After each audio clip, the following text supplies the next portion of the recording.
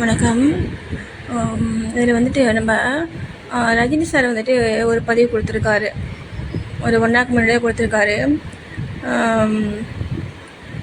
ஏன்னா விஜய் மீது எனக்கு பொறாமை இல்லை அப்படின்ட்டு சொல்லியிருக்காரு.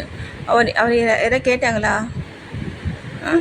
அவரை கூப்பிட்டு எதாவது கேட்டாங்களா? இல்லை நீங்கள் எதாவது கேட்டீங்களா?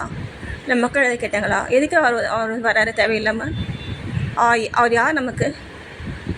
எத்தனை முறை நான் இப்போ வந்துடுவேன், அப்போ வந்துடுவேன். எப்போ முத்து படத்துலேருந்து அவர் அதான் சொல்லிகிட்ருக்காரு. அரசியலுக்கு என்ன சொல்கிறேங்க, வரேன்னு யார் ஏமாத்தினாரு?